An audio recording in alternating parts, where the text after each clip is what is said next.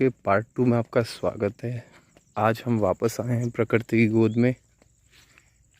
आज हम अपने खेतों पे आए हैं देखने के लिए कि क्या मामला है क्या नहीं है। जैसा कि देख सकते हैं बिल्कुल शांति है और कोई हो हल्ला नहीं है, शांति एकदम।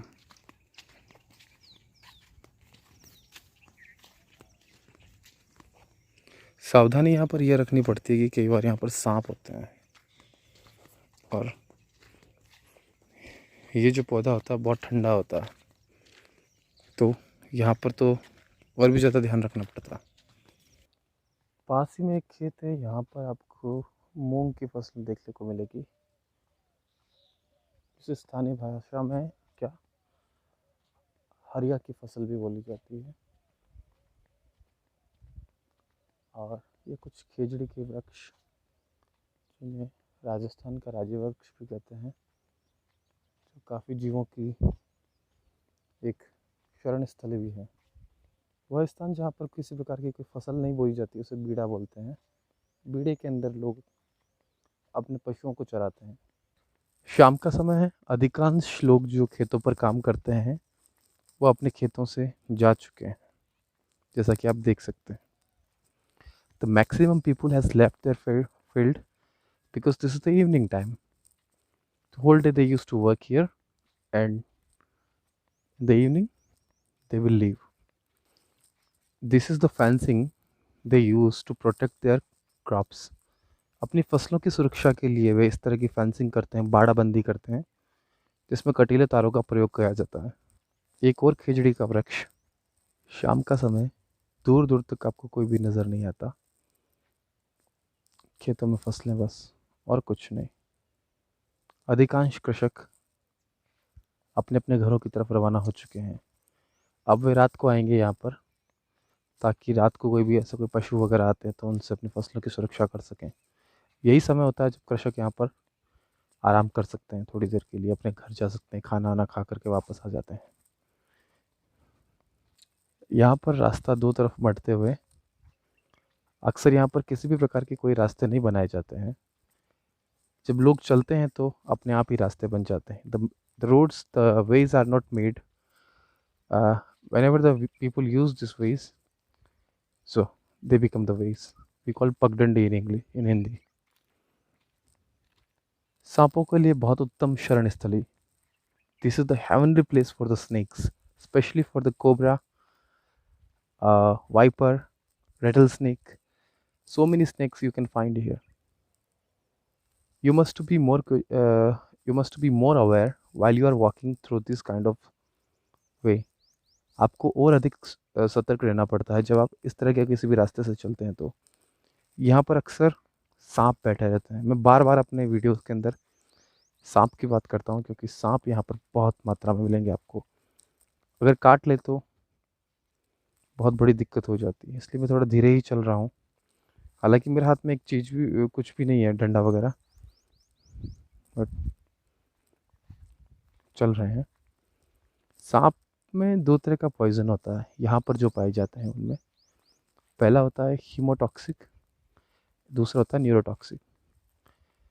तो हीमोटॉक्सिन होता है वो सीधा ब्लड पर असर करता है, जबकि जो न्यूरोटॉक्सिन होता है वह सीधा आपके न्यूरॉन्स पर असर करता है, जिससे आपका नर्वस सिस्टम फेल हो जाता है और हृदय गति होती है उसको, वो रुकने से आदमी की मृत्यु हो जाती है। हीमोटॉक्सिन के अंदर क्या होता है कि सांप जब काट लेता है तो थोड़ी देर बाद जो हमारा ब्लड होता है वो एक जली के रूप में जमना शुरू हो जाता है वेन्स के अंदर, और ब्लड सर्कुलेशन अफेक्ट होता है और थोड़ी देर बाद आदमी ख़त्म हो जाता है। तो मैं ऐसी जगह चल रहा हूँ जहाँ पर आप प्रेडिक्ट नहीं कर सकते कि कौन सी जगह पर सांप बैठा हो। Here anywhere can be a snake. So this is very important that how you are walking, you must be more alert while you are walking, because if anything happen here, I will have less than 1 hour to reach the hospital, And I'm not sure that any antidote is available nearby hospital in my village. As you can see, what a beautiful view you can see here.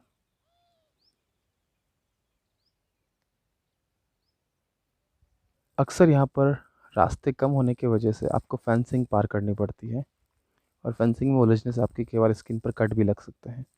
लेकिन मैं यहाँ पर habitual हूँ इस तरह की fencing को पार करने के लिए, तो मुझे शायद चोट नहीं आएगी। दो खेत हैं, दोनों में अलग अलग फसलें हैं। इसके अंदर आपको मूंग की फसल मिल जाएगी जो आप घरों में बनाते हैं, दाल। और इस तरफ आपको तिल की फसल। जैसा कि देख सकते हैं, बारिश का इस बार थोड़ा कम असर रहा है, तो ये उतनी उत्तम नहीं कही जा सकती जितनी हर साल होती है। विस्तृत क्षेत्र में आपको देखने को मिलेगा कि सिर्फ आपको हरियाली ही नज़र आएगी। परंतु अगर आप गर्मियों के मौसम में आएंगे तो यहाँ पर आप 1 मिनट भी रुकना पसंद नहीं करेंगे। खेजड़ी के वृक्ष पर इस प्रकार का एक जानवर लगता है जो दीमक कहते हैं अपन। और ये दीमक धीरे धीरे इसको खाना शुरू कर देता है, लेकिन इतना भी इफेक्ट नहीं कर पाता है, और ये पेड़ अपने आप सुरक्षित रहता है। ये ककड़ी है जिसको सलाद के रूप में आप काम में ले सकते हैं। और भी कुछ लगी हुई है, लेकिन मैं इसे नहीं तोड़ूंगा। शांति से सुने तो यहाँ पर आपको शाम के समय चिड़ियों की आवाज़ सुनाई देगी, जो आपस में बातें कर रही हैं और कह रही हैं कि अब जल्दी से दिन ढलने वाला है और अपने घर की तरफ लौट जाना चाहिए। इन खेतों में मुझे रात भी रुकने का मौका मिला है, और मैंने रात भर यहाँ पर काम भी किया है, रुका हूँ। और यहाँ पर एक कहावत है कि आप अकेले हैं तो आपके पास में जो भी आपके पास में अपना साधन है वो आपके लिए काम का होता है रात को। मुझे पता है, एक बार मेरे पानी की बोतल घर पे भूल गया था। पूरी रात मुझे प्यासा रहना पड़ा था यहाँ पर। ये मूंग की फसल, जिसे मैं तोड़ के दिखाता हूँ आपको। ये है, ज़्यादा नहीं तोड़ूंगा।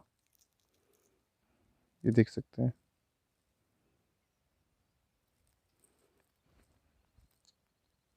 ये ज्वार की फसल है। बारिश की कमी के कारण इस बार थोड़ी कम वृद्धि देखने को मिली है इसमें, लेकिन अपने हिसाब से ठीक है। इस ज़मीन के हिसाब से बिल्कुल ठीक है। और यहाँ राजस्थान के अंदर आपको पता हो तो फेमस एक क्या का है, जिसे काचरा बोलते हैं, आपको देखने को मिलेगा ये। चलो इसे मैं उठा लेता हूँ। बिल्कुल शांत एरिया, कोई नहीं, न इंसान न इंसान की ज़ात। आपको अपने से 300 मीटर दूर तक किसी भी इंसान का कोई भी नामो निशान देखने को नहीं मिलेगा। बिल्कुल शांति। लोग पैसे देकर के मेडिटेशन करने के लिए सुदूर पहाड़ों में जाते हैं, लेकिन अगर आपको आपके गांव के पास में ही ऐसी जगह मिल जाए जहां पर आप मेडिटेशन कर सकें, तो इससे अच्छा क्या हो सकता है। इस फसल को देख करके मुझे बहुत अच्छा लग रहा है कि ये गायों के खाने के काम आएगी, और इतनी मात्रा में भी है कि इसे बेच करके थोड़ा बहुत पैसा भी कमाया जा सकता है। लेकिन मित्रों, खेती करना आज के समय में कोई भी समझदारी का सौदा नहीं है। आज के समय लोग जितना पैसा खेती के अंदर लगाते हैं, उसका आधा भी बेचारे किसान वापस नहीं ले सकते। उसका कारण है कि खेती की लागत, डीजल का बढ़ा हुआ प्राइस, और उसके बाद में घटती जोत।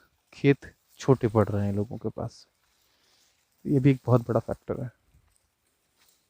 मैं आज इस उम्मीद में आया हूँ कि अपनी गाय के लिए थोड़ा सा चारा लेके जा सकूँ, लेकिन मुझे आज वो उम्मीद थोड़ी कम नज़र आ रही है, क्योंकि सूरज बिल्कुल अब ढलने के कगार पर, और मुझे अभी 1 किलोमीटर दूर जाना, जहाँ मेरी मोटरसाइकिल अभी रोड पर पड़ी है। यहाँ पर आपको कुछ और फसलें देखने को मिलेगी, जिसे अपन पता नहीं क्या बोलते हैं इसको, मुझे भी नहीं पता है, लेकिन हाँ, आप काम में ले सकते हैं इसको। जो पकने के बाद में इसका कलर थोड़ा लाल हो जाता है, यहाँ पर देख सकते हैं। वरना ये थोड़ा सा ग्रीनिश कलर में रहता है। और ये केर का पेड़ है। ये केर पक चुके हैं। जब इनको नहीं तोड़ा जाता तो इनका कलर लाल हो जाता है। लेकिन राजस्थान के अंदर केर एकमात्र ऐसा पौधा है जिसके कोई पत्तियां नहीं आती है। इसके सीधे फल लगते हैं। फल नहीं, सब्जी बोलते हैं। सब्जी और अचार के अंदर इसका बहुत महत्व है। इवन बहुत एक्सपेंसिव भी बिकता है यहाँ पर राजस्थान में। जब बेचने आते हैं तो उसकी प्राइस होती है करीब 100 रुपये किलो के आसपास होती है। स्पेशली जो फॉरेनर्स आते हैं उनकी डिमांड पर अगर ये एक प्लेट हो तो उसे 500 रुपये के आसपास, उसमें भी 1 चम्मच के आसपास पिकल डाला जाता है, अचार डाला जाता है। मैंने पुष्कर के अंदर ये देखा था। बिल्कुल क्षितिज पर सीधी सूर्य की किरणें पड़ते हुए, जो दिन के समापन का इशारा कर रही है और मुझे वापस यहाँ से लौटने के लिए बोल रही है। लेकिन मैं थोड़ी देर यहाँ पर और रुकना चाहता हूँ, एंजॉय करना चाहता हूँ इस नेचर को। इस वक्त मैं फंस चुका हूँ यहाँ पर। मुझे कुछ भी नज़र नहीं आ रहा है। डर लग रहा है मुझे थोड़ा सा। और यहाँ पर ये कुछ गंवार फली, जिसको सब्जी के रूप में आप काम में ले सकते हैं। गंवार की पत्तियों पर लगने वाला एक कीड़ा। इसी के साथ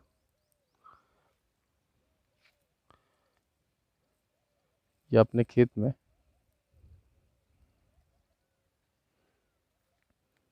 थोड़ी सी भूख लग रही है तो अब इसे चख के भी देखा जाएगा।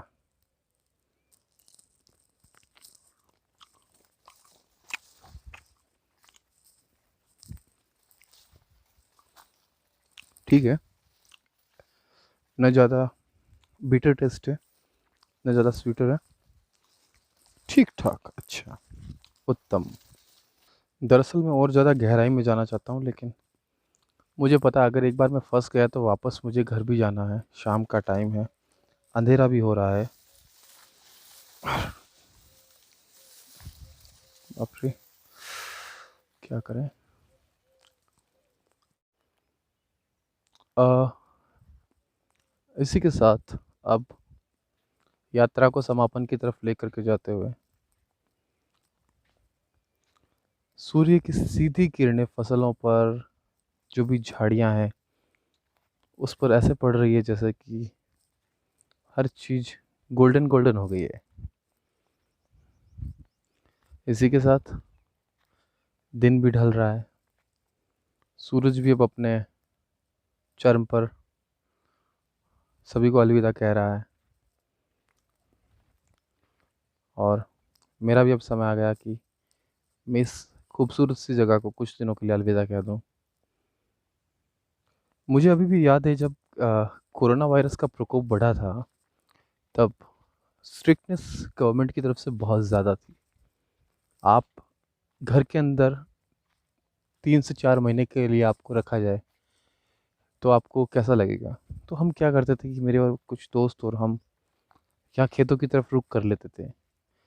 यहाँ पर आते थे, काफ़ी बातें करते थे, एक दूसरे से बैठे रहते थे और पूरा दिन हमारा पता ही नहीं चलता था कैसे निकल जाता था।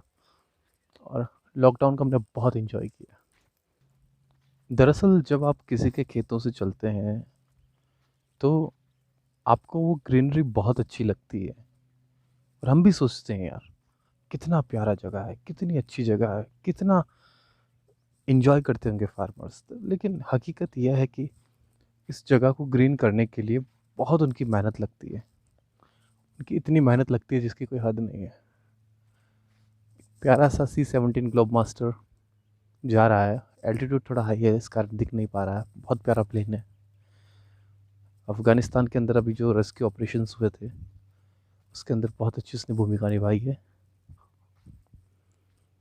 तो किसान की बहुत बड़ी मेहनत होती है किसी भी चीज़ को हरा भरा बनाने के लिए, क्योंकि ये उसका आजीविका से जुड़ा जुड़ा हुआ विषय है। और किसान खेती पर ही निर्भर रहता है। और जिस प्रोविंस से मैं बिलोंग करता हूँ, राजस्थान से, यहाँ की बात यह है कि यहाँ पर बारिश तो बहुत कम होती है। जहाँ पर आपको 1 लीटर पानी पर ज़िंदा रहने की ज़रूरत है, तो बारिश आपको मिलेगी सिर्फ आधे लीटर से भी कम। तो इसी के साथ फेंसिंग को मैं वापस छोड़ता हुआ पीछे। ठीक है मित्रों, इसी के साथ बहुत अच्छा लगा यहाँ पर आकर के। घूमना भी हो गया, प्रकृति के दर्शन भी हो गए। अब वक्त है वापस घर लौट जाने का। स्पेनिश में बोलते हैं कि es hora de volver a casa ahora, this time to return back to the home। तो thank you very much to watch this. और बिल्कुल नया चैनल है, ज़्यादा ट्रैफिक भी नहीं है। कोई मेहरबानी करके सब्सक्राइब करना चाहे तो कर दें प्लीज़, रिक्वेस्ट है आपसे, थोड़ा सा सपोर्ट दें। और तब तक के लिए धन्यवाद। Thank you very much.